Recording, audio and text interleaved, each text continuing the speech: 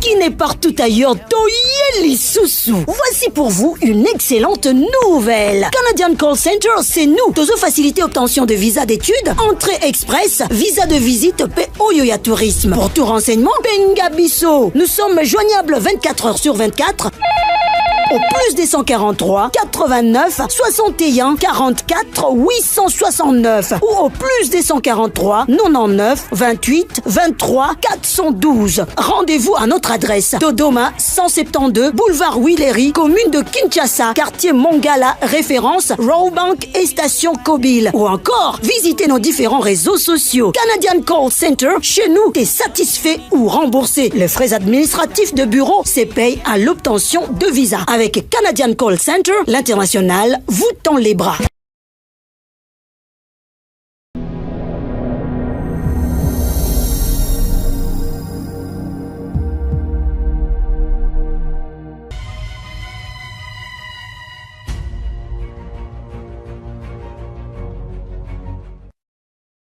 C'est parti, bon après-midi mesdames et messieurs fidèles téléspectateurs, bonjour et bienvenue.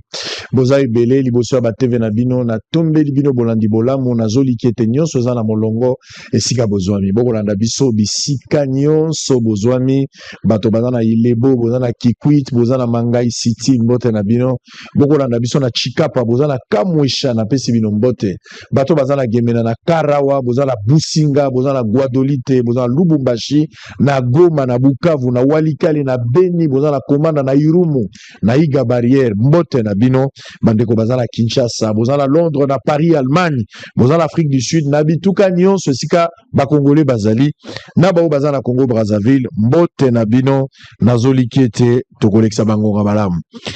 Nous aurons 3 séquences cet après-midi.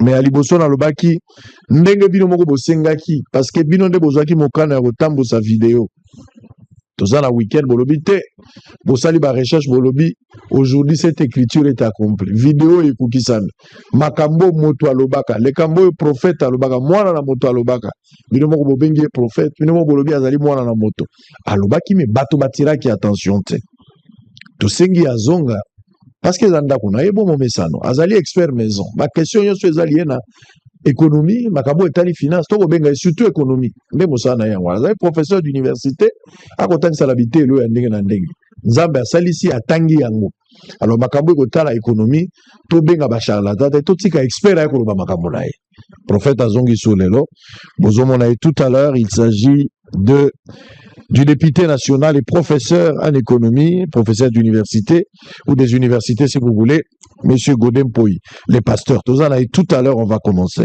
Voici les informations du jour. Premier Bakambo et Gotambola Boni. Julien Paloukou suspend le directeur général de l'OCC accusé notamment d'installer un système d'informatique parallèle de contrôle des importations et des exportations. Oualika, les 9 combattants de l'AFCM 23 se sont rendus à Chandjiriro, béni plus de 20 écoles fermées dans le regroupement des Malio et Mouigné suite à l'activisme des islamistes des ADF. La paye des fonctionnaires se clôture dans le 72 heures une mise au point du gouvernement. Nous avons la vidéo. Kassé oriental, Lomami, la circulation suspendue sur les bacs Kalelou après un naufrage meurtrier. C'est ce qu'on appelle la politique de conséquence. On attend que les dangers arrivent pour réfléchir. Mais en amont, il n'y a pas une politique. J'étais en Gandajika, moi. J'ai fait Gandajika, j'étais à Kafumbu, Bena Kalonji, Bena, tout ce que vous voulez là. Bena Benawana. Je suis passé par cette rivière. Rivière où Ebomi Batulelo, Batouakoufi Ebele, y compris un pasteur avec sa femme. On peut succomber dans Maïwana. Mais depuis longtemps, Batoubakat Saranamwa, Bak Moro Yamouké Akokatissa. Des conditions infrahumaines très difficiles. Mais sous l'œil impuissant de l'autorité.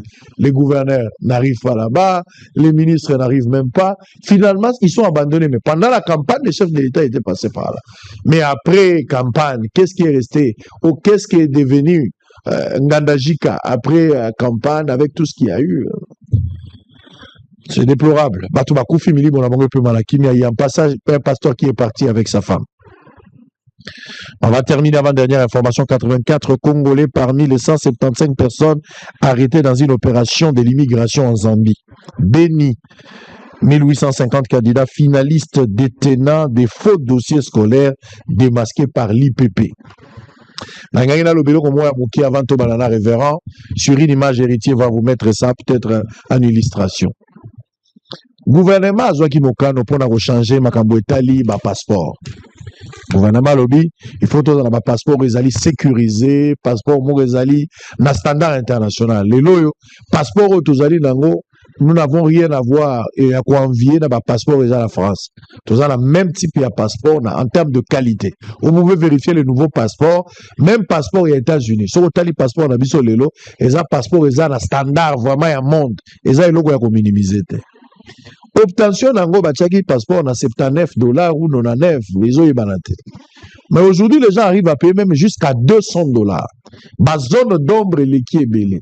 Des intermédiaires, ils ont même un processus, il y a obtention d'un passeport, les cas, l'État moutachaki $99 ou $73, mais les autres comment na $200. Je n'ai pas un prix fixe aujourd'hui, il faut payer tel montant pour avoir le passeport. Il faut que les choses changent. L'État crée des problèmes lui-même. Mais l'État il créé des problèmes. Regardez ces images. Nazali na Sayo, parce que parmi les centres bacha, créer un centre place pour que nous la capture, n'a pour retirer le passeport na bango. Tous la centre mongo ya ina, ils bâtiment ya ina, mais ministère des Affaires étrangères a récupéré un gognos. Oh, tous la Sayo. Sur beaucoup de Sayo, au qui place les gens pire, il y a police et zali à côté, vous allez voir. Na minute ndenge tozabo. Ça fait 3 semaines que là dans le centre oyo carburant exaté. Donc ils ont un problème d'électricité, interruption à courant à répétition, moyen ça la capture exaté. D'où ils sont obligés dans le centre bango moko babanda ko somba ba carburant pour faire fonctionner ba machine ba ça la capture opération à la normale. Depuis lobby na lelo ndenge toza bo capture réseau salamate depuis tongo pour na ni carburant exaté. Comment vous pouvez admettre ba tozo futa mbongo na bango ba pour la capture bazali exposer à même le sol bazo vendre na bazala ba kitité pour au vendre na kiti il faut louer kiti na 1000 francs. Yo ko ça la capture mais pour vendre la place wana il faut louer kiti na 1000 francs. So louer kiti te wana ba kiti nyoso momuni batwala mutu nyoso louer ngona 1000 francs. Nana ko ça la mbongo na place wana. Mais au-delà nango ya kiti l'État a loué quitte na 1000 francs, c'est une honte, mais l'État a un carburant pour la route na groupe. Na minute capture les autres matin. Ministre des Affaires étrangères, Madame Kaikwamba, est-ce que vous savez que situation des autres c'est une honte pour le pays? Madame Kaikwamba, c'est une honte pour le pays. Ministère intérieur, est-ce qu'ils ont informé de ce qui se passe là-bas? Bazo loué l'État comme ça la copie a loué c'est battu quitte na 1000 francs. Na ina place batouage ou passeport, batouage que ça la capture. Et puis la minute courant exaté. Bazoluka $110 pour passer la 120 litres. Bazoluka $110 exaté. Le ministère des Affaires étrangères a zangi $110 au tchèque carburant. Quelle honte pour ce pays. Biloko il faut accord à Washington. Va signer sous accord à Washington pour le tchèque carburant la groupe pour résoudre cette situation. Madame Kaikwamba, en urgence, il faut arrêter cette hémorragie. Le prophète, le pasteur, le professeur, c'est le prophète. Moi, tu vois, vous l'avez pas le prophète. Pasteur, d'abord, Zamba Pombola. Ah, mais n'a pas Pombola. Merci. Merci, mais c'est pas un zébo, pigment, baïmbela qui Tika Zamba, Katali Kamolai, Nabosembo. Voilà. Motanengo yoba boma ete. Ah, voilà. Motika Nzambe ya Katali Kamolai, Nabosembo. Voilà. J'espère que vous avez malade. Non, par la gastronomie, tout va bien. Alors, on va parler un peu de l'économie, comme d'habitude. Aujourd'hui, il y a des gens qui au-delà de député, pour la première fois, ils servir mais ils ont tiré le côté parce qu'ils ont senti responsabilité, tous les honneur. Non, bon, vraiment.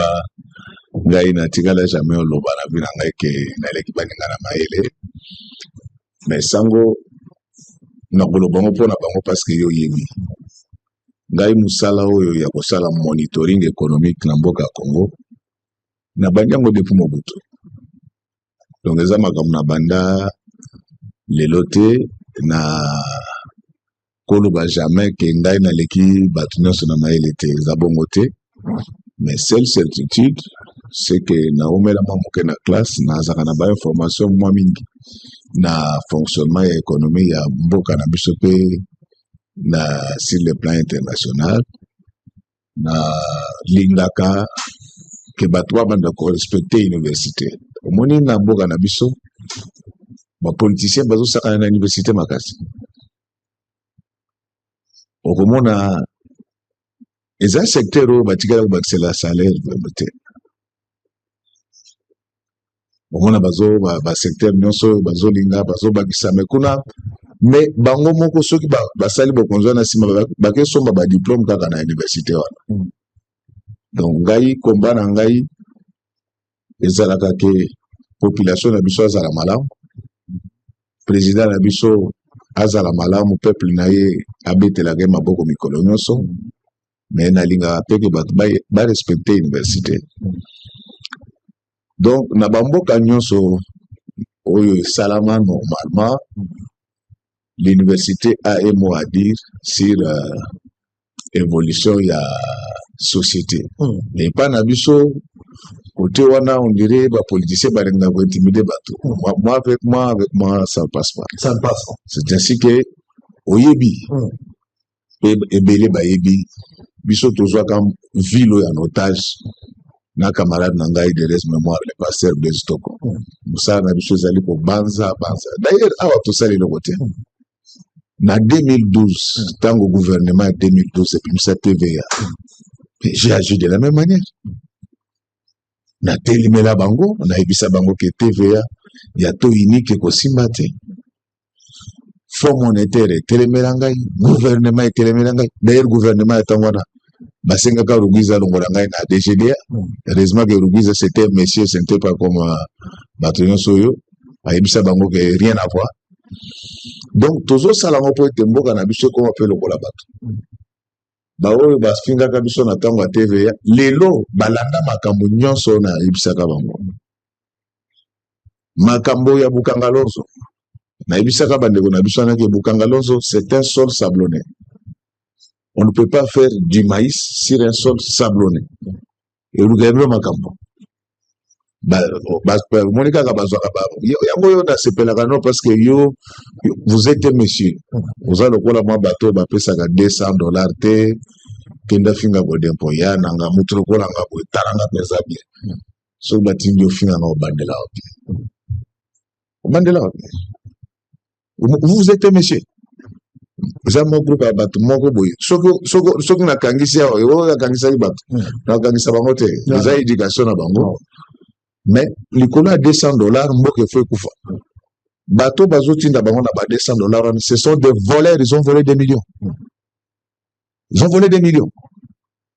Donc ngai na landelaka économie ya Congo po te biso nyonso tozala bien.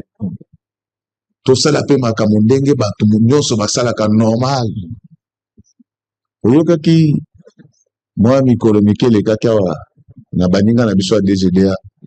Débat qui sur le paiement des droits de douane anticipés. Bao bayi bagite balobaki lobaki me toyaki tozongisaki motu na esika na ye. Tozosalango na lolendo te. Tozosalango pe na motema mabe te. Problème na biso eza ke incompétence ya bato mosusu. Ezomemela biso pasi. Alors biso tokondima te. Donc et puis moi j'ai le droit de parler dans ce pays. D'abord comme scientifique et d'abord comme député. Naza député national. Na kolingati ke moi groupe abato moko boyi bavandi, basali biloko ya baventure, population babanda ko souffrir, fonctionnaire azofutama na retard. Ça je ne veux pas accepter. Mais nakoki koloba te ke ngai naza centre à terre non. Je suis un homme humble, un homme simple. Mais je suis sûr de ce que je dis. Très bien. L'impression Tozonga, souci na ezali, na place société ezali, ba principe ezali, ba règlement ezali, ba ordre ezali, le mode opératoire prédéfini, il faudra que nyonso ezala respecter. Tozali na yo na mois d'octobre, tant to solo la makambo ya appréciation ya monnaie. Bato ebele alors que debe utai ko buko ko banda. Bato ebele ba mona ki lokola yote. Taxé de tout monde, insulté par des gens. Heureusement, il y a beaucoup de dit que nous devons avoir de l'amour pour le pauvre, mais le respect pour les imbéciles. Alors, finalement, dans le mois de janvier, les honnêtes ont reconnu leur erreur. Mais, bateau le bazaki, ba malhonnête, batikali na bango bombo. Bango babo il faut changer. Ma question est liée par rapport à Nengo Monaka. Au Monaki, parce que tu avais des informations, au prévenant qui bateau, parce que aux alaki qui conscient d'un danger au besoin de courir, quel était le vrai danger? Au Monaki exactement ni. Parce que le toi la conséquence, bateau sous bateau et bateau au Monaki. Au Monaki ni les conséquences. Est-ce que toutes ces conséquences sont subir les lots? Les alaki évitables ou les alaki évitables? Ça peut se pérenniser dans le temps. C'était des choses qu'on pouvait éviter. Allez-y.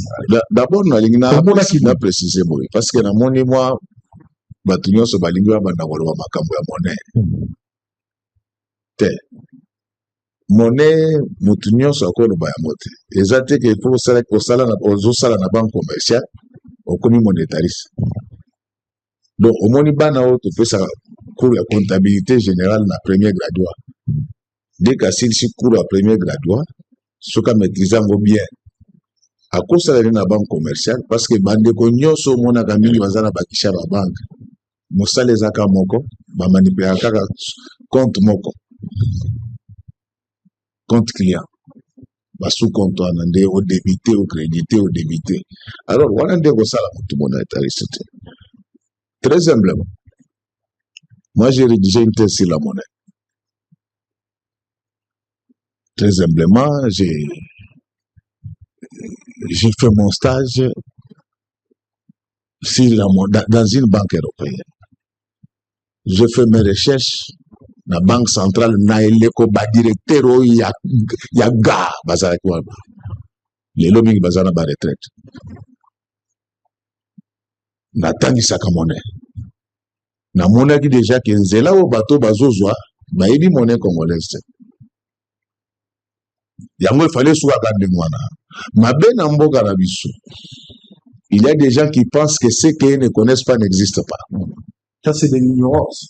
Oui, et puis au moni, namboka na biso bato ba yebite, bazana lolendo moko na yebite. Au moins namboka na biso, nous sommes dans un environnement difficile. Et pas na biso classe, ça ne dit rien aux gens. Yango moni, ezo kufa mokolo na mokolo. Ba professeur à l'université, bazali mal payé pour empêcher bango que ba recherche ya bien et salamati. Donc nako senga quand même na batu bazala na moi bokebi muke monnaie za la portée batu nyonso te ndenge oyoka lelo mutu mususu azoloba ono appréciation ya banque centrale et permettre ba fonctionnaire ba augmenter pouvoir d'achat na bango mais au moins que mutu wana ayibi même te ndenge ba calculer ka pouvoir d'achat ezaka na formule nango pona ko calculer nango ezali pouvoir d'achat est égal revenu brut sur indice de prix. Na la kisa ki oke lelo soko tali mutu babanda ko futa ye o bazo futa na franc. Si le plan nominal les autres qui lokola mbongo na ye ezui valeur. Mais tango ko kende na wenze na zando akokuta ke biloko mati na dollar. Donc on n'a pas augmenté son pouvoir d'achat. On recrute bato moko boyi donc baza ba pa na makambo monnaie. Donc tant on monnaie nga na za ko lobango c'était avec amour pour na Congo pour éviter makambo yo tout ko kutana na ngwa ou alerter sur l'appréciation de la monnaie alors que l'esprit derrière la démarche du gouvernement et la qui ba kitisa mbongo pour biloko pe kita parce que ba maman na biso bazalika na langage moko na kendaki wenze biloko mati dollar et mati biloko pe mati. On est habitué comme ça. Dollar et mati, biloko pe mati. Cette fois-ci, le gouvernement a lobité par l'entremise, il y a Bato Banque centrale, la politique. Bato Banque centrale, va lobité toujours qui tisse. Pour celui qui tisse ici, situation ne s'auto résoudre. Ce qu'on va quitter ici, dollar. Mais va quitter ici, dollar, yo boy et quitter dollar. On lobité pour quitter ici, ma conséquence, c'est que vous allez direct, peuple a repère le pouvoir d'achat sur l'appréciation de la monnaie. Alors que l'idée était bonne.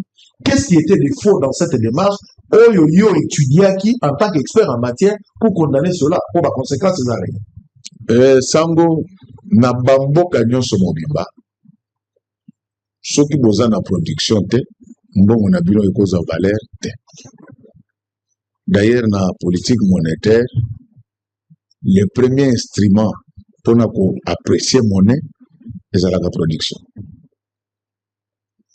C'est fondamental, c'est canonique et c'est topique. Mais mon groupe a battu mon groupe va vendre kaka ba botoli ba banque commerciale ma bongo automatique mbongo. Mais tokotika na bangota wana te abuzomba. Tokotika la bangota wana te. Mais nazo biso ce que j'ai dit ici, je le répéterai même devant un fusil. On ne laissera pas bateau ba yebité ba envoûter Congo. Tokotika la bangote. Na lobité ke na leki baninga na mayele. Mais wana eza musala na ngai na zoro ba makambo monnaie parce que j'ai rédigé une thèse sur la monnaie. Soko tuni ba directeur ya kala ya banque centrale ba boyi biso ke mwana mobali oyo azalaki na ndako oyo régulièrement tango azosala ba recherche na ye so ke na mama banque ya poto ba boyi biso ke non mwana mobali oyo asalaka stage. Donc tokolinga te mboka mobimba etambola lokola na envoûtement lelo tosuki wapi. Est-ce que biloko na zande kiti biloko mati? Pourquoi pour faire souffrir le peuple chaque fois? Les politiques publiques n'ont pour cible que le peuple. Ceux qui tozo ba mesure na biso eza po ba bete na biso maboko te. Eza po population esala nini et c'est lelo biloko mati tano. Carburant auto banda osoma na 90 cents lelo ezali na $1 10 cents. Biloko nyonso na dollar mati bientôt baloyer komata. Siko peuple ya kokendo sepela kaka na lola. Pendant qu'il y a des choses oyo bato bako sala ke bato pe ba mona. Pourquoi ngana mona ke bazwa ki nzela mabe? Il n'y avait pas de fondamentaux. La variable la plus explicative ya prestation ya monnaie za la production. Natala ki na moni na variable na eloko za la kite. Yango lelo monnaie ni no pour étélema. Il faut bien injecter 50 millions de dollars. On va voir tango au courant de l'année ici, on va voir tango la réserve de change va diminuer. Au cas d'alerte il y a fonds monétaire, c'était d'abord sur les réserves de change. Les lois ils sur la masse salariale. Tokolingate, il y a des choses. Le président fait beaucoup d'efforts pour que Makambo change. Mais moi, clique à Batou, mon robot baligné changer. Système à otage. Donc, président est entraîneur. Ils sont des joueurs, tous en terrain. Donc, aux autres foutés, non, l'action aux autres foutés. Donc, c'est ça ma démarche. Souci n'angaï, n'a pas dit qu'on peut l'autre. Et puis, on a ça de l'autre côté. Mais la TV, j'ai fait bouger ces. Non, tout ça, non, les lots, pour. On peut savoir matière. On appelle ça ma proposition parce que la population a souffert. Et ce n'est pas correct. Matisaka mbongo te na ordinateur. Mbongo ezali symbole ya richesse. Soki mboka na bino ezana no richete, bokozala pe na monnaie puissante te. Soki ezala ki appréciation à sol. Pourquoi bazo injecter 50 millions de colonies? 50 millions ba ibe pa yutati. Donc toujours ça langue avec amour pour que mboka na biso que mais moi c'est que je n'aime pas cette désintimidation. Muto bank zanga zate. Muto bank zanga zate. Donc ne faut pas battre bateau Congo et comme le quoi on va dans le temps bateau boy. Ça moi je n'accepterai pas. Alors on va évoluer. Donc on a compris bateau baboy qui koyoka yo le bateau subir. On dit que situation est évitable. C'est évitable. C'est évitable. Donc, il faut quand même, on doit ériger l'incompétence en infraction dans ce pays. D'une manière telle que responsable, Moko, ministre, DG, Sokinan, a eu mesure Mabé. Donc, non seulement que Bazo révoqué, mais il faut pas s'amuser. Pour arrêter, biloko, tout ça qu'on vivra. Parce que, c'est incompréhensible. C'est-à-dire que ce qu'on même soit installé vraie économie, je ne parle pas des diplômés en économie, mais ceux qui sont économistes, il vous dit que Mboka wana batwazo bela. Okola mwatebo ilelo lobake nini soko omoni Ghana monnaie na bango ici moi valeur après parce que or et mati makasi et générer ba devise et continue un système c'est traçable. Makambo bandeko na biso banque centrale bazo sala ezamba na liboso sala mate Maréchal Mobutu de très heureuse mémoire à l'obak genza égale à $1 égale à des dollars. Avant coup fatigue inflation plus de 1000%. Personnel. Nous allons Désiré Kabila des restes mémoire. Ailleurs, même genre. Mais en politique publique, on dit que gouverner c'est hérité. Mais de quoi il fallait quand même battre la tête. Papa Birinda Babika Makambo ici. N'a pas si donc aujourd'hui, et les lots n'a que Balobi qui bazar, les gouvernements contrôlent tout, mais la paix va se terminer dans 3 jours. Mon oiseau contrôle tout, Azona Kabatu, qui n'a qu'à dans 3 jours. C'est lui qui contrôle tout, il vous dit que je contrôle tout, prenez votre salaire. C'est-à-dire qu'ils ont un problème de trésorerie. Il y a une réunion qui s'est tenue. Vous avez suivi la vidéo? Oui, j'ai suivi à la télé. Ouais. J'ai suivi à la télé, mais d'abord, au Golim Sangamon, Papa Sango, nazozo ngela ngombala na mbala ko ngana zaka mtu alolendo te ngana zaka mtu ya simbo mais nazaka mtu alolendo te en dehors ya doctorat na ngai na économie ngana za docteur en sciences politiques je sais comment on rédige et on lit un discours politique tango zo mona bandeko baza kolobana na TV wana tala na opposition na bango est-ce que baza si na makambo zo tala ka position avant na kota na discours. Qu'est-ce qu'ils ont dit? Oh, tout ça qui n'a pas de problème, il y a mois de janvier, maintenant, toute la situation est sous contrôle, tout aussi, c'est dans 3 jours. Qu'est-ce que ça veut dire? Tout ça n'a pas aussi coyote, mais tout le foot a dit non, na 3 jours. Ça confirme qu'il y a un problème de trésorerie. Et ça, premier mois de janvier, où tout ça n'a pas coyote, tout le cas, janvier, jamais payé qu'il y a le 20 février. Et ceux qui vont comprendre que responsable numéro 1, il n'y a pas si il y a fonctionnaire de la banque centrale. Ah bon? Nazo Bissau encore. Nazo Bissau. Les a financé, les a budget. Non, les a banque centrale. C'est tout la vérité. Problème. N'a pas eu place, mais tout n'a pas eu, mais que raisonnement n'a pas eu bloqué dans la mais quand on expliquer, Nazo expliqué dans Malembe, on comprendre. Donc, pourquoi Banque centrale n'est responsable et à paye tardive? Ce sont des choses qu'ils ne connaissent pas. Masse salariale, il y a des fonctionnaires, il y a des agents de l'État, les habits sont des députés, ils votent. Tant que vote qui masse salariale, et ça qui dans le contexte, il y a taux de charge, il y a 2850. On a besoin d'attention. À ce moment-là, c'était plus facile à foutre sans problème, parce que le la fiscalité n'a pas aligné sur les dollars. Et ça dit facile, le la mongo, il y a une régie financière. Et ce côté il y a des 2850. C'était plus facile, il y a cause en charge masse salariale. Nato wana. Mais tant que bango va se décider. Bakitisi to na bango de manière artificielle. Yoka l'histoire ba yaki na ngona parlement. Vous devez connaître toute la vérité. Bango balinga ki même masse salariale to kitisa yango po elanda to na bango. Na tellement. Baninga to zaki na bango na commission Ecofin bako se souvenir mokolongo. Na ebisa ki bango ki boko simba ba rubrique nyonso. Mais rubrique ya fonctionnaire boko simba te parce que fonctionnaire a souffert déjà. Heureusement que tous les collègues étaient d'accord, ba soutenir Kingai, ba député na bino bazo bunda pona bino ba population. To lobi biso nyonso ke masse salariale boko simba te. Le kola bino bosali ba aventure bo kitisi to na bino na ko, bo lukambongo ya kobakisa. Alors comment ça va se passer?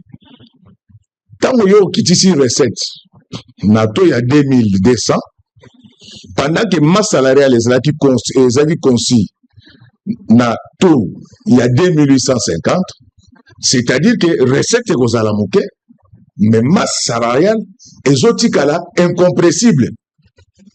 C'est-à-dire que manque à gagner au yezo uta na baisse ya taux ya échange. Ils ont créé tout dans l'enveloppe salariale. N'habitez ça en solo la si quoi qu'on met là zo mona zo ba 3 jours wana il faut baluka ba defa mbongo baluka base la ce que DG ya kokot c'est ce que DG ya ce que DG rat pour pas compléter gapwana. C'est ça le problème que nous avons. Donc responsable numéro 1, il y a pas si y a pas fonctionnaire, c'est la banque centrale Natonaï. J'ai l'autorité de le dire. Donc nous expliquons pas même pas moment on va se comprendre là. Kolanda lolendo bazo salawana te. Kolanda babanene au comprendre danger ya likamonde ngezate. Et ça au fur et à mesure tu veux expliquer, nous bazo comprendre muke. Mais le kola bazo comprendre. Donc c'est ça le problème parce que masse salariale to bouger te na budget. To boya ki ba ki salaire ya fonctionnaire parce que ça a déjà muke. Sikoyo enveloppe wana ezali ko correspondre na recette ya taux il y a 2850. Si quand on bino bokitisi recette le taux d'échange na bino na 2200, c'est-à-dire qu'il aurait un manque à gagner et c'est ce manque à gagner qui nous met dans des pétrins. Na yebi so sango. Po yeba ndenge nini tokomi na makambo. Tango na yebi saki yo que fin décembre, début janvier, Bogoliana, ils ont magité. Ils ont moussala n'angana zana makamba finance depuis 1989. C'est cette année-là que je suis entré à l'École nationale des finances. Il y a les lots Théo, il y a les lots Bakma Bozabate au Féléo. Nayebi que pour le moment, c'est la DGI qui contribue au moins à 50% au budget de l'État. Je parle de recettes courantes. Naïba qui est le quoi Tosaki na octobre. Baouté kozo à compte ya IBP na septembre. Ndé banda ko sala bango mois kizunguzungu. Naïba qui bakozo à compte mususu ya IBP na novembre. Et ko pesa bango lolendo mais naïba qui na décembre ko sila. Kolanda no kuta wana te po bafuta batu na mois de décembre. Bakenda kokota nyongo pas contribuable moko, il y a 150 millions de dollars. Et imaginez-vous, vous, un gouvernement, ce que vous bandit kokende kokota nyongo pas contribuable. Beaucoup sanctionner sous contribuable. Beaucoup de fraude contribuable, beaucoup sanctionner notre déficit qui Et cette situation-là aura des répercussions négatives sur le budget 2026 parce que mbongo ba defagi na 2025, c'est à valoir sur les budgets 2026. Donc, Madoussou Nyosona, Nde Memi Bango, Namakambo Tosana Ango. Naïba qui va Moussous Bazak, mois de janvier, et c'est le mois le plus difficile na budget. Faux. Je ne fais que ça pendant toute ma vie. Les mois les plus difficiles, Namakambo, c'est les mois de février et janvier. Parce que janvier, pourquoi janvier, ça va bien? Côté il y a importation exportation, c'est essentiellement les miniers. Les ailes sous n'entament à Kalate ou les alaki koningisa ba recette douanière makasi. Mais na niveau il y a DGI, na mois de janvier bazaka un avantage TVA na bango. Il faut émata parce que nous sortons d'une période de grande consommation. C'est la période de fête. Recette na bango est hyper émata kapoanine. Parce qu'en dehors, il y a paye, il y a mois de décembre. Les sociétés privées payent à leurs agents ce qu'on appelle le 13e mois. Vous parlez de quoi? Oui, je vois. Vous parlez de quoi? Je vois, mais là, je comprends. Donc, les embrouillements. Donc, finance, c'est toute une vie et ça se tient. Et les finances publiques, c'est toute une forêt.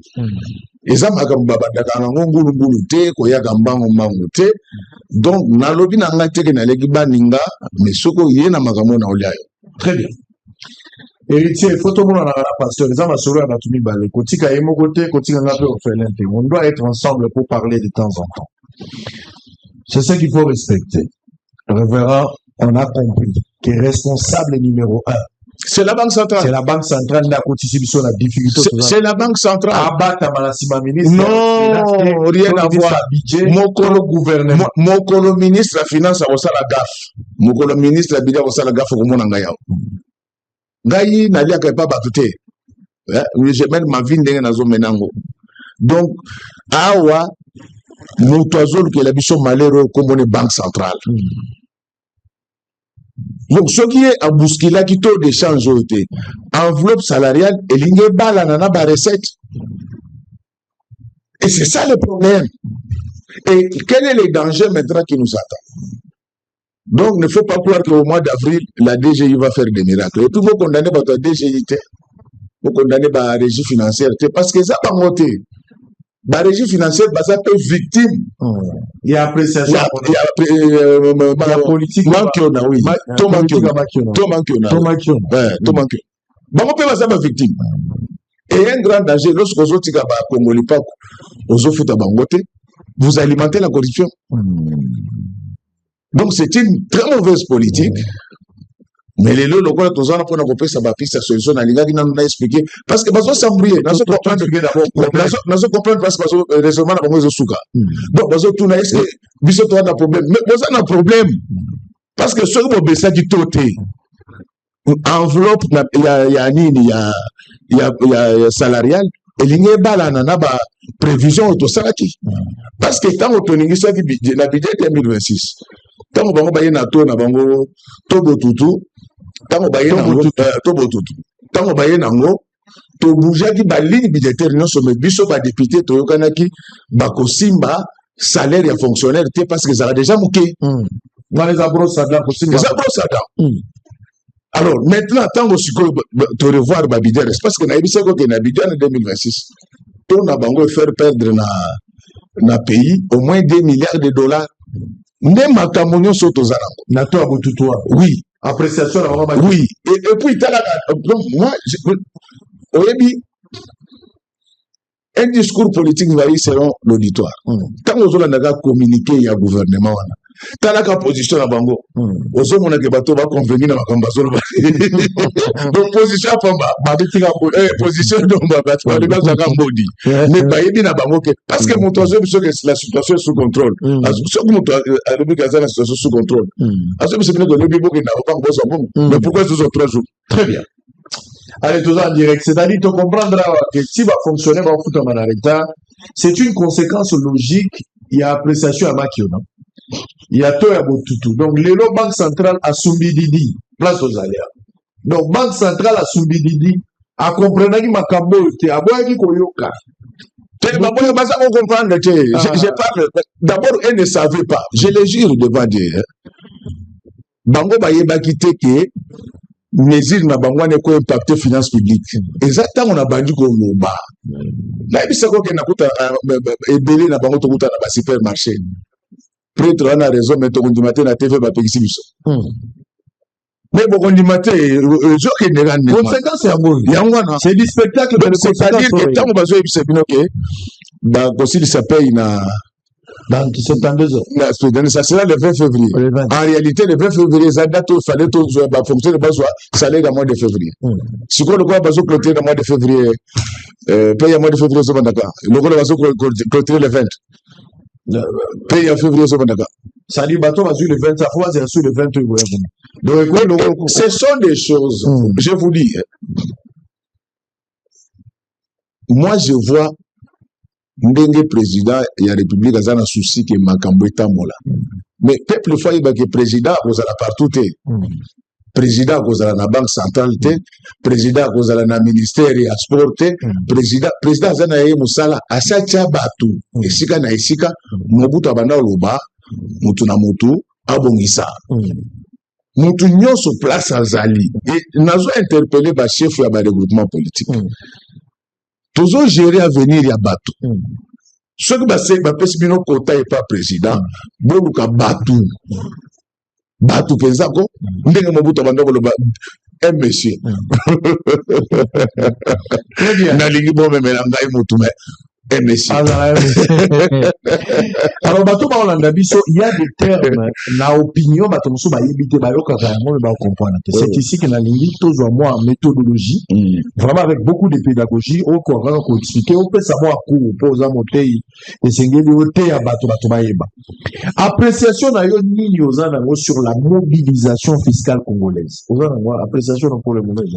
Donc, appréciation, il y a mobilisation, il y a fiscale, et ça qu'on tambola bien, mais j'ai problème depuis tout le monde qui en a eu, tout le monde. Ok.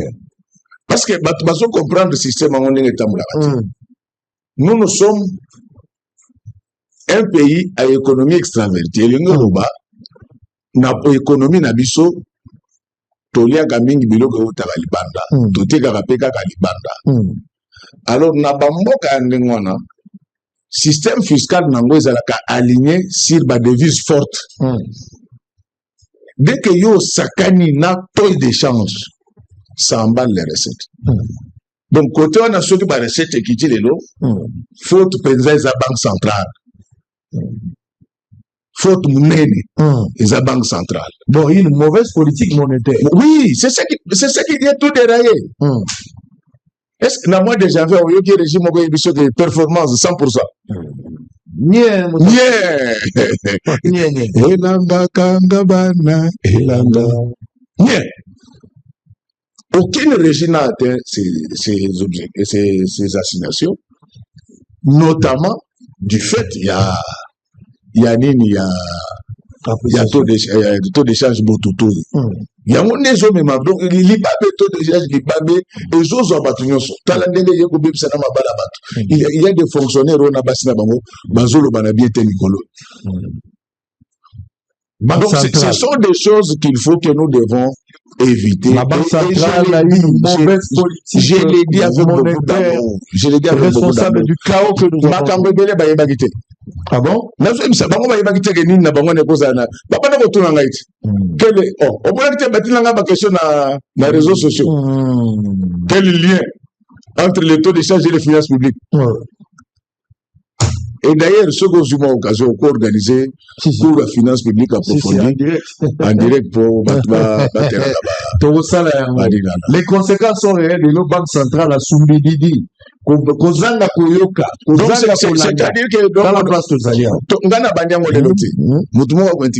que j'ai dit, j'ai le fait de tout mon bout. Tous ceux qui connaissent le Congo, ils savent que Messie ne parle que de ça. Donc, les loyaux. Il faut confirmer qu'il y a un déficit budgétaire. Voilà, c'est ça la notion qu'il faut expliquer. En fait, il y a des écoles en finance publique. Il y a l'école belge, il y a l'école française. Les Belges, généralement, ils ne faisaient pas la différence entre le déficit budgétaire et l'impasse budgétaire. Mais en France, on fait la différence entre le déficit budgétaire et l'impasse budgétaire. Les déficits budgétaires se constatent à l'élaboration, tout comme après la reddition des comptes. Par contre, l'impasse budgétaire, c'est pendant l'exécution. Mais pourquoi ici nous disons que pourquoi ici nous disons, il faut bien répercuter les messages. Pourquoi on dit que ce taux d'échange aggrave les déficits? C'est parce que Nabidé Nabiso 2026. Au Kokuta, au Komonake, il y avait des recettes où il fallait l'État défendre la dédication. Pour combler le déficit qui était constaté déjà à l'élaboration. Vous comprenez? Lorsqu'on dit que le taux d'échange vient aggraver les déficits, il ne s'agit pas du déficit qu'on constate à la réduction des comptes, mais on parle ici du déficit qui est déjà consacré dans les budgets d'élaboration. C'est les finances publiques approfondies. Donc, Mouta Sambriété. Donc, gouvernement et des Farambouana, ils ont prévu Nabidje Nabiso. Mais si on a besoin de faire que le Ghana peut tout prévoir qui. C'est à ce moment-là qu'on dit qu'on aggrave les déficits budgétaires. Je vois, je comprends. Donc, moyen va comprendre déjà l'équipe de l'ONG. Oui. Donc, ça fait partie des finances publiques approfondies. Donc, c'est comme toujours entre la France et la Belgique. La Belgique ne fait pas la différence entre l'impôt et la taxe. En Belgique, ça signifie la même chose. Mais en France, il y a une différence entre l'impôt et la taxe. Non, j'ai compris. Voilà. J'ai compris vraiment que aujourd'hui, on peut parler des déficits budgétaires, d'autant plus que il y a parce qu'il y avait déjà un déficit qui était constaté à l'élaboration. Mais comme d'après notre constitution, le budget doit être prévu en équilibre, on avait déjà prévu donner à côté. Voilà, je comprends. Voilà, rien que ça. Donc, mais tant qu'on va ça qui budget, bah constater déjà que tous allez dans l'équilibre mogoté. Voilà. On a besoin d'une manière anticipative. C'est ça. Target voilà. Pour créer l'équilibre. Voilà. Mais l'exécution, mais si pourquoi bazo le candeloana parce que Tobo Tutu et Méli je comprends. Enfin, Banque centrale à Soubididi, ça je vois. Oh là là là là là là là. Bon, et il s'embrouille, il faut voir. Vous savez, le problème c'est que les gens qui ne connaissent pas, ils s'agitent beaucoup. Moi, je ne dis pas que je suis plus intelligent. Mais, bateau, baye, bakate, basagitaka mingi. Hein? Moi, moi, je suis.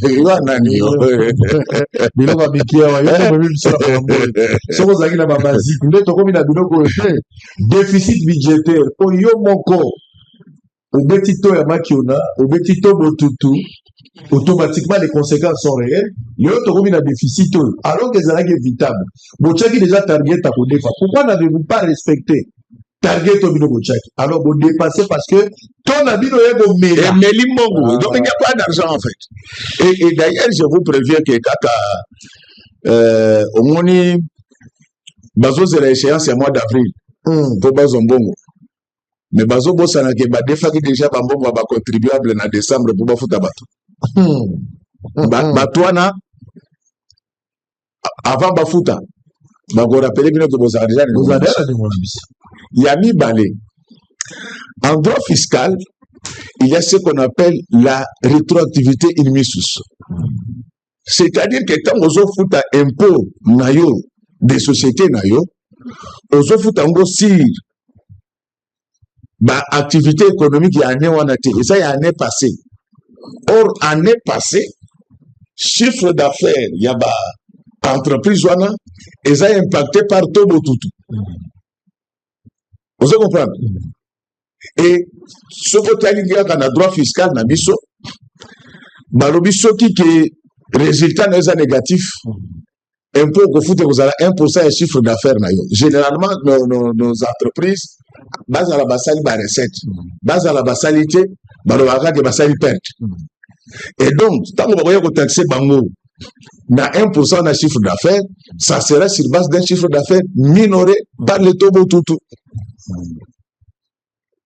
Et je suis sûr qu'au mois d'avril, il n'y aura pas beaucoup de recettes fiscales. Donc la situation ne va pas s'améliorer. Et cause à la faute. Donc non, ça va commencer à stabiliser autour du mois de juin. Parce que tant que échéance fiscale est pour les cas, il y a des contentieux que la DGI peut faire.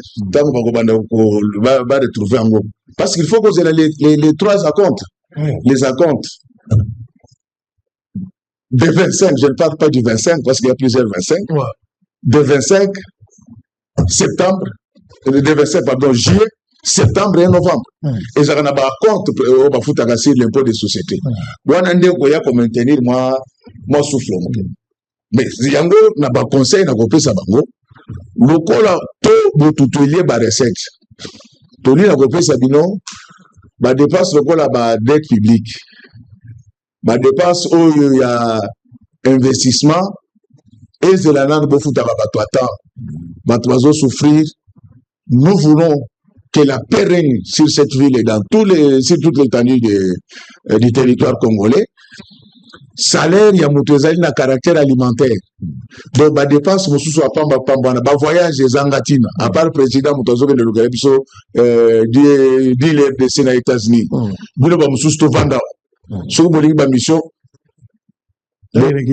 kikwiti idiofa ouais bagende businga oui pas de voyage inutile donc il faut cette orthodoxie budgétaire là d'une manière telle que à partir ya le 20 boye bake batu fonctionnaire azape na monoko ezaka bino batu boza na minoko te fonctionnaire azape na monoko tout le temps de voyage inutile. Maintenant, seul le président doit voyager. Vous autres, il faut des visioconférences. Il faut limiter. Il faut vidéoconférence. Très bien. Oui. Alors que Batubile, wana ezali kaka mpona toluka solution to sauver même.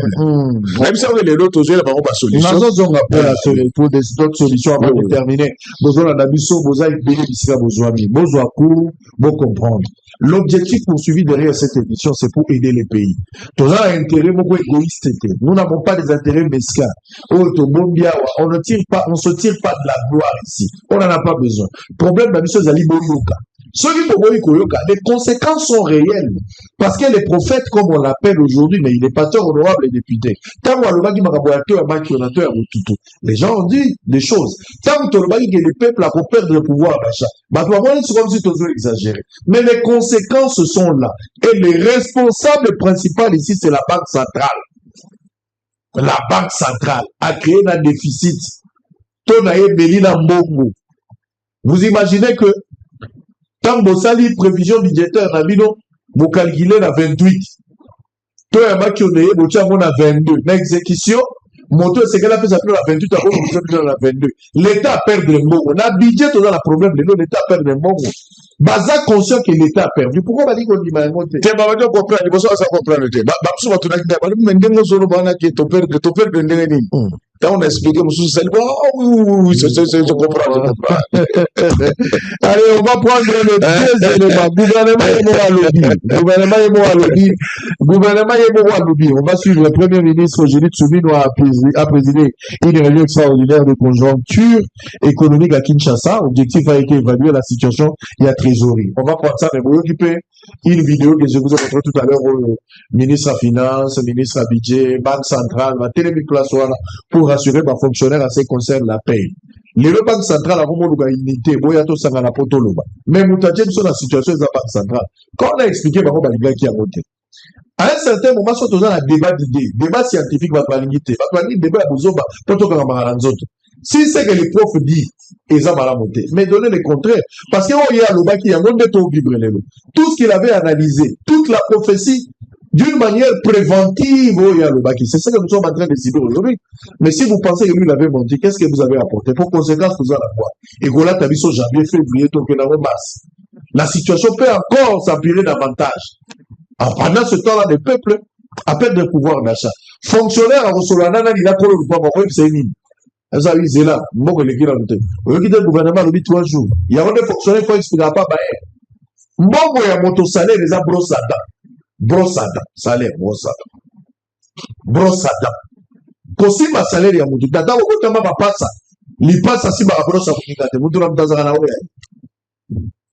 Vous devez comprendre. On va prendre cet élément. Et puis hier, j'étais dans un centre culturel, il y a Zo, les centres culturels et la République démocratique du Congo. La Kenda Ikuta, la quand même, on sait les autres, on a qu'on a baouti, qu'on a même, à côté, on a les pecs, directeur général, il apporte une touche assez particulière par rapport à Makamone de Ikuta Bola. Mais il se pose un sérieux problème des moyens. Parce que c'est ce que j'ai vu là. Dans le bar à Bino, vaut mieux aux locataires, aux à la colo, le pango n'angaba, le pango nayo, aux à locataires na bombe. Parce que moto aza locataire, moto aza colo, le pango n'angaba.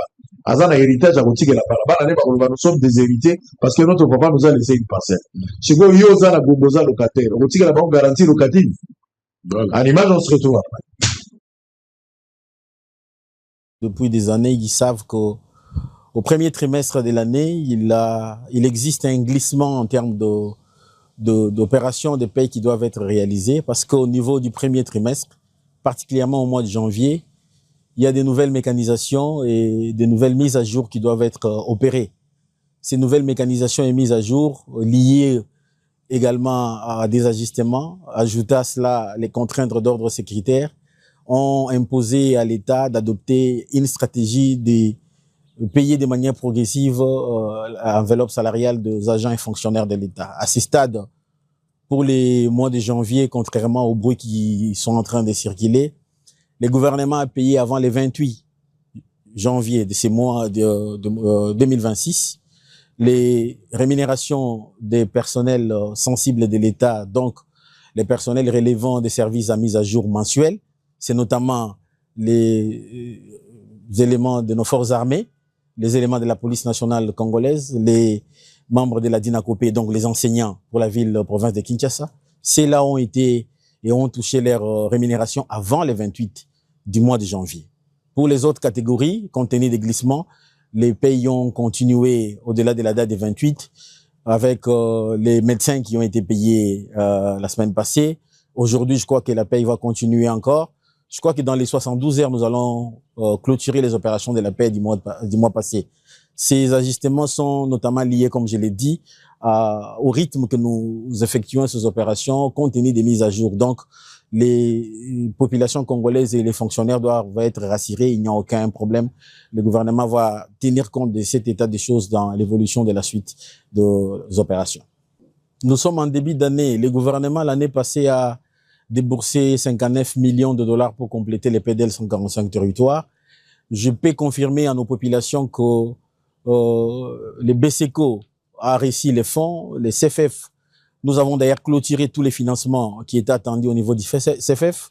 Les PLID également avaient déjà réussi tous les financements pour les premiers volets et qu'au courant de l'exercice 2026, la loi des finances de l'année a prévu des sommes qui vont être allouées de manière pragmatique au programme PDL 145 territoires. Donc, il n'y a aucune inquiétude pour nos populations. Les PDL, c'est un programme prioritaire du chef de l'État. Il va se déployer sous la coordination de son Excellence, Madame la Première ministre, chef du gouvernement. Une meilleure coordination au niveau du gouvernement et de la Banque centrale du Congo. Une meilleure coordination également au niveau des services opérationnels du gouvernement, la DGDA, la division des mines pour accélérer l'exportation du cobalt et des meilleurs ajustements au niveau de la régulation budgétaire entre les finances et les ministères du budget. Les populations doivent se fier aux sources officielles et ne pas laisser la voie aux manipulateurs qui sont en train d'agiter dans ces contextes sécuritaires qui est le nôtre. La situation est sous contrôle et le gouvernement va continuer à assumer ses responsabilités. C'est une journée toute particulière pour le personnel du ministère de la Culture, précisément pour celui du Centre culturel Zoo de Kinshasa. Dès son arrivée, le directeur général du groupe des presses Bosolo a été accueilli par Paul Ngoï Kabongo, dit les pères. Après un échange fructueux, l'hôte du centre culturel, le journaliste d'investigation Israël Mutombo, a visité les différents services organisés par cette institution culturelle. Dès la bibliothèque, en passant par la salle des spectacles et les ateliers, le patron du groupe des presses Bosolo a clôturé sa ronde par un constat amer concernant les vendeurs qui occupent illégalement l'espace du centre. Animé d'un double sentiment, le journaliste d'investigation Israël Mutombo s'est dit ouvert à accompagner les nouveaux comités pilotés par les pères. C'est la toute première fois que j'arrive. Je fais un constat satisfaisant, mais en même temps aussi décevant. Décevant parce que ce que je trouve par rapport à ces grands noms est incompatible sur terrain. Parce que ce que je trouve ici, ce n'est pas les grands centres culturels congolais que je devrais voir ici. Lorsque je suis en train de voir les efforts que le gouvernement est en train de consentir pour construire d'autres bâtiments, toujours important aussi pour les pays, mais négliger le centre culturel qui reste une référence de la culture congolaise, ça, je suis un peu déçu de voir ça. Mais satisfait parce que le gouvernement, cette fois-ci, a décidé de mettre en valeur ces centres culturels congolais. Et il a confié la responsabilité par un Congolais de pouvoir amener quand même sa touche particulière pour essayer de bouger les choses. Et au fur et à mesure que nous allons évoluer, l'objectif final, c'est de pouvoir changer un peu de donne et donner une nouvelle image de ces centres culturels. Il convient de noter que cette visite s'inscrit dans les cadres de portes ouvertes organisées par le nouveau comité dans le but de redorer l'image de cette institution culturelle, jadis fierté de la culture congolaise. Très bien. Allez, merci beaucoup. Révérend Antoza Sigwe Bele Bakwaza Olanda Bisso en direct, Ndengo Lobaki, au-delà de la critique, les analyses, mais vous avez aussi la noble responsabilité et à co-proposer, c'est une manière patriotique, avec conscience, honnêteté intellectuelle et on continue pour nous soumettre Mbokanayo. Batoba Olanda yo lelo yo. Pour que tout s'en sortir na kati ya situation toza nango lelo. Situation de toza nango oyo gouvernement à un certain moment c'est ça un peu bâclé azo bata obimra pia okende wapi. Comment nous devons nous comporter sur le plan économique pour cette année et pour les prochaines années? Comment il faut se comporter pour éviter de telles choses? Merci beaucoup Sango. Na ko rappeler yango malakama que ngai naza na prétention ya lobate que na l'équipe sur la maëlle. Et la seule certitude, c'est que naza na ba information mingi sur l'économie congolaise et l'économie mondiale. Za musala na sala kawa na Congo, na sala kango pe libanda mboka na biso. Alors, conseil na kopesa gouvernement na biso ezali élément ya liboso poto bima rapidement dans la situation oyo avant que les pires ya élément ya liboso ezali nettoyage ya fichier ya paye soko koti na fichier ya paye na biso okokuta ba centre privé ba ONG qui sont rémunérés comme les agents de l'État soko koti na fichier ya paye na biso okokuta mutu moko azwaka 10 primes 15 primes ezali kaka commission interministérielle de mais ces gens-là ils doivent avoir des primes et non des rémunérations permanentes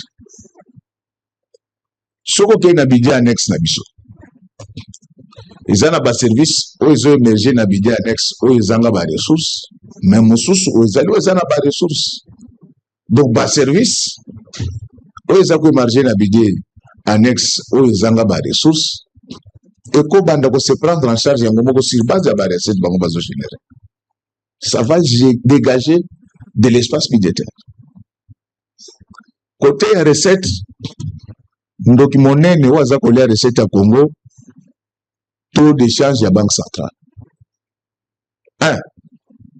taux budgétaire na biso ezali na 2467 yoka mboka moko donc taux budgétaire ezali na 2467 mais banque centrale ezali na 2200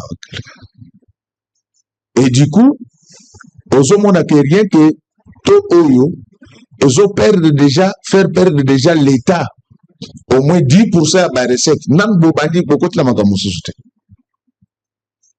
Or la difficulté c'est que en maintenant ce taux où il y a le quota où il y a c'est beaucoup ya kokanga batu pamba ke ba projet silagité parce que montant où ils allaient inscrire na budget na ba réalité à marché zo balanate. Il faut maintenant étudier na lobité ke basala ngo brusquement parce que ceux qui ba meki ko réajuster taux wana mbala moko et vous allez la somme. Ce qu'il faut faire, c'est qu'il faut gouvernement la biso, banque centrale, FEC, bavanda, batritaka bato FEC le rôle bamona bango le rôle bana classe wana te, ce sont des partenaires. Bavanda na bango balakisa bango ke tala toza devant impasse. Tolingi bozongisa talo ya biloko na dollar ndenge banda kozala avant aventure ya manki na oyo parce que okomona ke biloko nyonso emati na dollar basali na partenariat wana baye ko garantir na FEC disponibilité à ba dollar pour ba transaction na banque comme ça chaque mois on va laisser la monnaie flotter parce que bako sala ko na buri ekete ke zonga chaque mois ils ont flotté entre-temps, bah, soit accompagné momentanément à la réserve d'échange. Deuxième mois, ils ont flotté. Troisième mois, pour tout comme à un niveau réel, il y a valeur, il y a monnaie n'abisso. Mais entre-temps, ndenge bango bongisa taux d'échange, il faut que le service union soit mobilisation à recette, pas s'impliquer dans les cambos pour pas mobiliser la recette minimum, quand on déficit, on les a ressuscités. Au comment on a question que tout ça bongo à partir il y a mois de juin, tout le monde a bateau normal ndenge bateau basalaka. Na makambo na zolo ba ya fichier électoral et il y a fichier il y a paye. Kota na secteur na biso ba professeur. Congo izana ba professeur a maile makasi. Mais le ko na musala ngozo futa lisusu mingi te. Ba faussaire pe ba yiko kota ebeli. Na yebisa bango ke bo sala ka enquête ya ba vrai prof. Parce que le logo mona mutu mususu alobi aza professeur. O atanga wapi o atanga na Dubai. Mais université ya kumba pesa Dubai na Dubai ezaka reconite. Patwa na faut que le mona bango na fichier électoral. Totik na fichier ya paye s'il vous plaît. Toye kotika na ba professeur qualifié, to zumbo mwana to bakisi ba professeur na biso pour basala musala malamu. Na se résumé dans lobby première démarche, il faut nettoyage ya fichier ya paye. Kolongo la ba multiples paiements nyonso wana et aujourd'hui ba ONG ezana barème ya rémunération tout ça ezo pesa passe dans l'état tala ndenge fonds monétaire a zomeli ndenge ba bandi wana ko suka mabe après il faut troïka gouvernement banque centrale FEC bavandi balobi mais lokola toza liboso ya impasse tolingi ke biloko ekita na dollar ndenge ezalaki avant aventure ya tobotu. À ce moment-là, bakobanda ko laisser bako garantir ba opérateur économique permanence ya ba devise pour que bazwa à limiter. Batiki monnaie bandi ko flotter moke chaque mois tout en accompagnant ça avec des réserves. Ti to comme à un niveau il y a vraie valeur ya monnaie na biso. Soki baboyi ko salango mokolo ba réserve de change wane ko diminuer tokozanga esika ya kotia lokolo na mboka na biso donc tozo salango na bolingo nyonso tolingi nde tozala pe ndenge bato nyonso bazalaka pourquoi biso bakongoli tozala makambo kaka na ndenge soni donc ndenge makambo na zolo bawa ndenge ba état moderne nyonso etambolaka les seuls soucis ezali que peuple na biso azala malamu président na biso azala malamu le peuple a continué à lingaye parce que ça voilà bah piste à solution mais le vrai défi à Congo c'est la mobilisation des recettes mais bah régie et qu'on mobiliser les recettes tant que le taux ne sera pas le vrai taux du marché. Très bien. Et danger il y a makambu ya taux et ça quand la recette comment on a que bah projet est belé retenez notez ce que je vous dis là bah projet est belé il y a investissement et qu'aussi la terre aux alaka raté que bah tu vas détourner parce que allocation budgétaire n'enge salami et salami seront bateau na bango ya lokuta. Or la réalité a marché biloko matimakas et il y aura beaucoup de chantiers inachevé. Donc, on ne joue pas avec la monnaie. La monnaie, c'est la santé de l'économie. La monnaie, c'est la santé du pouvoir. Très bien. Merci, Pasteur Godet. Merci, honorable, pour la conseil, mais aussi pour la proposition. Cette fois-ci, vous n'avez pas seulement critiqué. Non, mais vous avez reçu une orientation. On ne fait pas du criticisme. Voilà. On ne fait pas du criticisme. Et puis, on le loté. Donc, pourquoi? Parce que on le loté. On a fait sous Mobutu. On l'a fait sous Kabila. Et sous Kabila, je vous dis, donc un premier ministre a écrit au DG des douanes pour lui dire qu'il faut révoquer pour lui. Mais le DG là, Rugwiza Magera, paix à son âme. Il a dit que c'est celui qui parlait à la télé, c'est le prof, ce n'est pas les douaniers. Exactement. Et c'est passé, on a expliqué, finalement, les gouvernements avaient compris qu'ils avaient tort. Pourquoi vous voulez intimider les gens? Pourquoi c'est un vous voulez intimider tout le monde? Non, pas avec moi, ça ne passe pas. Banque centrale, mais pour le reste, que Dieu bénisse le président de la République, que Dieu bénisse la République démocratique du Congo, que Dieu bénisse les FARDC. Voilà. C'est bien. Alors, et la police, scoop sans oublier les services. Très bien. Scoop moko nazana ngwa batwazo la nation en direct. Bon enregistrer makambo toujours le basiko nazo tout na père révérend. Dans la loi de finances, 2026, 2025-2026. Le gouvernement a prévoir de terminer l'année avec de ceux qui vont dans les paramètres macroéconomiques. 2006 à 2006. Voilà. Donc, ça va être éviter football. On est aux arbres dollars et à 26. C'est la fin de l'année. Et au Léga. Dans la taille, en gros, déjà, la loi de finances. Au côté, nous avons tellement expliqué ça que toute personne, au moins, comme on a vu ça va à bon sens. Nous tenons sur bon sens. Il comprend. Objet, il y a le problème, les débats scientifiques ont été désacralisés. Politiciens, appauvrir, professeur, moyen va s'exprimer, ça la recherche, on a laissé les débats aujourd'hui entre les hommes moyens. Donc, ils parlent des choses qu'ils ne maîtrisent pas. Très bien. C'est ça les vrais problèmes, il y a Congo. Très bien. Moi, je vous dis, j'ai raconté beaucoup de gens dans le cadre de cette affaire, mais j'ai compris que les problèmes de la RDC, c'est un problème d'homme. Très bien. Voilà. Allez, merci beaucoup. Oui. Je disais, héritier, il y a la première page de la loi de finances, deuxième et la troisième. Sur la page 3, au moment où il y a un gouvernement. Dans le cadre, il y a paramètres macroéconomiques sur la page 3. Le gouvernement prévoit de terminer l'année avec 2,634 francs congolais. Voilà. La valeur, il y a $1. Donc, $1. Si tu commences en décembre. Il y a que les taux budgétaires là. Vous ne voyez pas, c'est là. C'est-à-dire que les taux de la Banque centrale, c'est taux fictif. Exactement. Hein? Donc, il faut ça, ce qu'on a dû communiquer au gouvernement, va contenir, bisoté. Va check ma billet, mon gars. Mon oiseau, que la situation est sous contrôle, mais on photo dans 3 jours. Mon temps n'a pas soit ça y est, photo cash. Donc, les Congo, il faut battre erreur na bango, et ça a conséquences sur la vie à Batebele. C'est pourquoi, avant de prendre de grandes décisions, il faut convoquer les grandes forces de l'intelligence. Très bien, merci beaucoup. Héritier n'a pas retrouvé, n'a pas eu la possibilité de mettre ce document. Voilà. Donc, le gouvernement, il va pouvoir. Non, parce que quand on a le baga, c'est que ça j'ai. Non, non, tu peux ça, bango. Et puis, bango, il y a un baboule à des lignes. Oh, il est à la télévision, mais bon, on a un poste. Donc, c'est ça, document, on a 2026, le gouvernement, il va prévoir. Par rapport au 2026, si tu es en décembre, les budgets pour voir central pour l'exercice, ça, c'est bien. On a activé notre tableau, quand on a le bien. Pour voir, on va le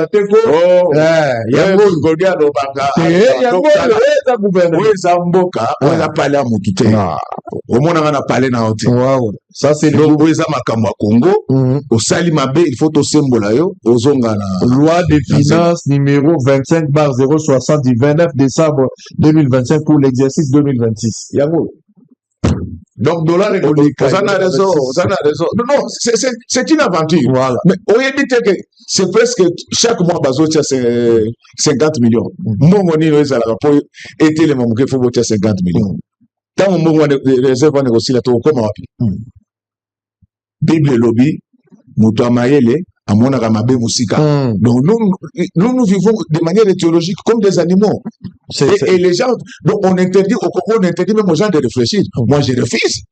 Très bien. Allez, merci beaucoup. Avec le peu d'argent qu'ils volent, ils donnent à quelques autorités et quelques mendiants. Allez, c'est pour moi qu'ils s'arrêtent. Très bien. Allez, les prophètes est resté droit dans la porte, mesdames et messieurs. Allez, mais pour les restes, vraiment, que Dieu bénisse le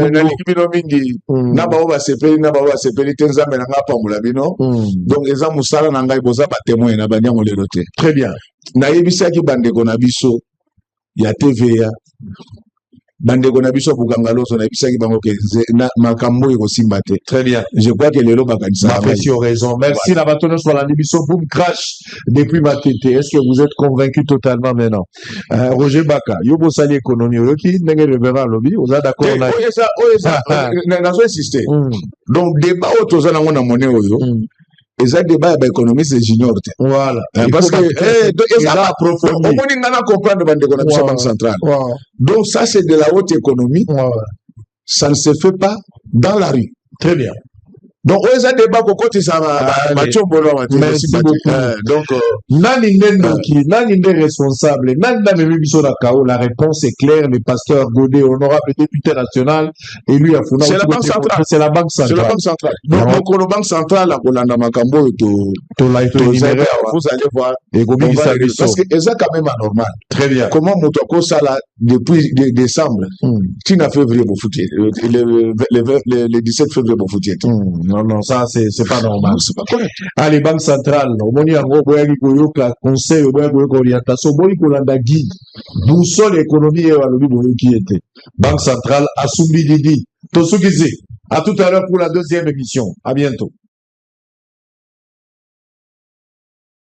Qui n'est partout ailleurs, Toyeli Soussou. Voici pour vous une excellente nouvelle. Canadian Call Center, c'est nous. Tozo faciliter obtention de visa d'études, entrée express, visa de visite, Oyoya Tourisme. Pour tout renseignement, Bengabiso. Nous sommes joignables 24 heures sur 24. Au plus des 143 89 61 44 869 ou au plus des 143 99 28 23 412. Rendez-vous à notre adresse Dodoma 172 boulevard Willery, commune de Kinshasa, quartier Mongala, référence Rawbank et station Kobil. Ou encore, visitez nos différents réseaux sociaux. Canadian Call Center, chez nous, t'es satisfait ou remboursé. Les frais administratifs de bureau se payent à l'obtention de visa. Avec Canadian Call Center, l'international vous tend les bras.